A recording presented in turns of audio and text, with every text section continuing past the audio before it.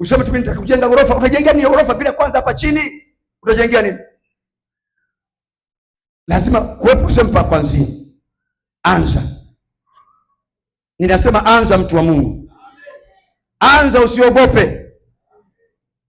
Kuwa mzalishaji. Kuwa mzalishaji. Faida ni nini? Nizungumze faida ya 5. Faida ya 5 kwa wale ambao tumekuwa nao wote. Sasa wale ambao mkwepo sijajua sasa. Wale ambao amkwepo ndio mkono.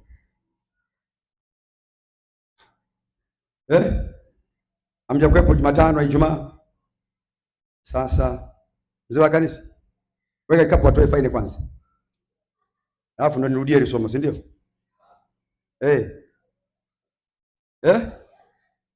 Faini kwanza. Maana mnanivisha nyuma. Mtaanza kusema mchungaji ndio umeenda, nyinyi hapa shida. Sasa tuweka faini ili mwe mshatoa sadaka nini ya kusamehewa.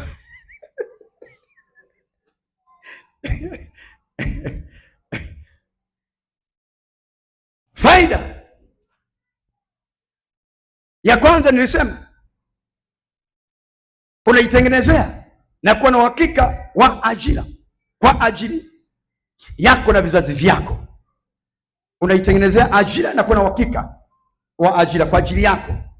Unapokuwa mzalishaji, maana yake unakuwa na hakika, unakuwa umetengeneza ajira ya kwako mwenyewe na kuwa na uhakika na ajira kwa ajili yako na vizazi vyako.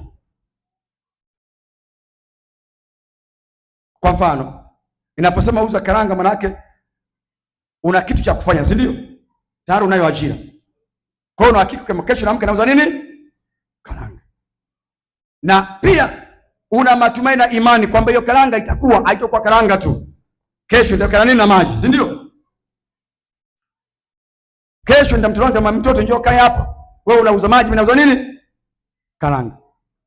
Kwa hiyo unakuwa na kukua ni uhakika wa ajira ya kizazi chako. Kama utegemea kuwa sawa, lakini kama utegemea kuwa utakuwa, itakuwa ni kampuni kubwa.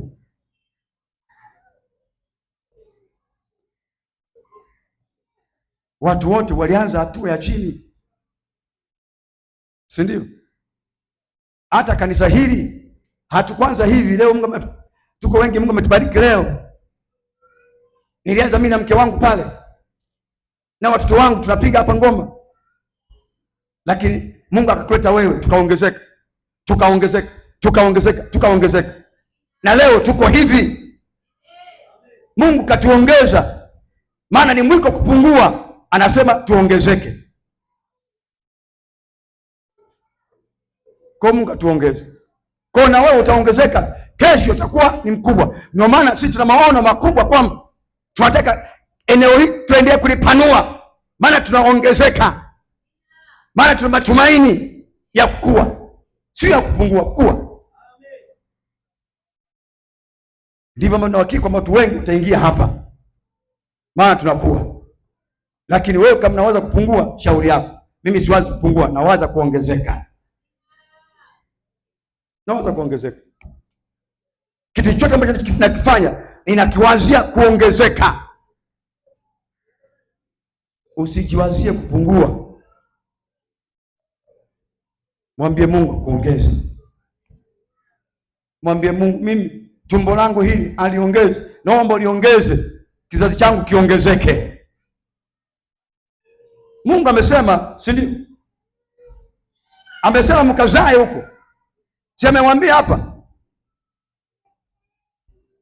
Hiyo sauti nakwambia wewe pia kwamba na wewe ukazae, usipungue bali uongezeke katika jina la Yesu.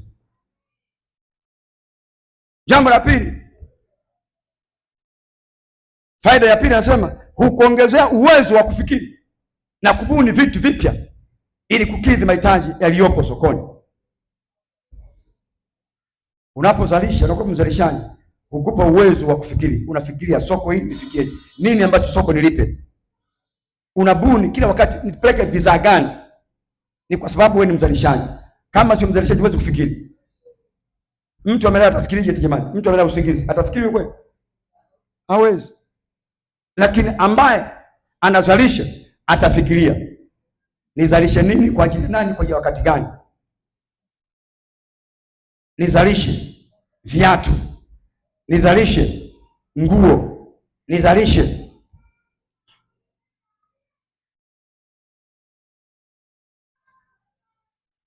Unajua kuna watu wanacheka sana, si ndio? Wanapenda sana kufurahi, si ndio watu wa Mungu? Kwa hiyo unaweza kufikiria ukabuni hiyo kitu, si ndio? Wale wanaocheka wale, ili vumbi isiingie mdomoni, basi ukabuni plastiki ya kuziba, ili wakicheka, si ndio? Nyinyi wadada mnacheka sana nyinyi. Bwana amewabariki na furaha, si ndio? Nao ni muujiza, Bwana amewabariki na furaha. Sasa msipitilize kila mahali kila wakati, si ndio? Oliva yuko wapi? Ameondoka? Sasa hivi imepungua, si ndio? Au bado cheka? Alipata dawa. Na nyinyi mkipata dawa mtaacha tu. Oliva alipata dawa. Pale ofisini nayo dawa nawapa mimi pale. Kwa hiyo mje ofisini mnacheka wote mtapata dawa. Sawa. Wasichana wote mnaocheka mje ofisini mtapata dawa ninayo ya kucheka. Mje. Oliva alipata dawa, nilimpa dawa. Sasa hivi ameacha, mama anasema, si ndio? Ameacha sasa hivi. Anacheka ile kawaida. Dawa ipo. Huongeza uwezo wa kufikiria, kubuni vitu vipya ili kukidhi mahitaji yaliyopokidhi soko. Ukiwa unashughulisha, utapata kufikiria nifanye nini. Akili itachemka, haitosinzia, haitolala, maana kuna kitu tutakwenda kufanya. Kuna watu tunakwenda kuwahudumia, si ndio? Mimi leo nimelala nafikiri saa ngapi? Saa 6, saa 7 vile, si ndio? Saa 11 nikawa nimeshtuka. Kwa nini? Kwa sababu nilikuwa nafikiria kuja kwenye ibada. Ina kitu cha kufanya. Kwa hiyo nafikiria, yani sijasinzia, sijalala. Kwa hiyo nimelala usingizi wangu kama nina jambo la kufanya. Kwa nini? Ina kitu ambacho nataka nizalishe asubuhi. Niingie kwenye ibada, nikahudumia watu, nikafundishe. Nikilala, maana ibada ni saa 1. Sasa nikiendelea kulala nitachelewa kwenye ibada, itakuwa ni aibu. Nitaitwa nini? Mpumbavu, si ndio? Na mimi nishakataa upumbavu. Kama kuna watu wanaenda kwa upumbavu, endeleeni, lakini nishafundisha. Mimi nimekataa upumbavu. Ndio maana nafanya kile jambo ili nisiwe. Sasa mzee amesema hapa usiwe mpumbavu. Amesema atakufuata nyumbani. Mimi nasema mzee, huyo ukimfuata na utakuwa mpumbavu, alete tu ahadi. Si aliahidi mwenyewe. Sasa unamfuata mpumbavu, na utakuwa mpumbavu. Si ndio hivyo jamani? Sio mimi. Neno la Mungu linasema usipotimiza nadhiri. Sasa kwa nini ndio kushuka na mpumbavu? Amekataa kabisa, Mungu hayupo, niende kuangalia naye. Mpumbavu nahangaika na mjinga na muelimisha, akielewa atakuwa mtu wa maana. Mpumbavu haelimiki.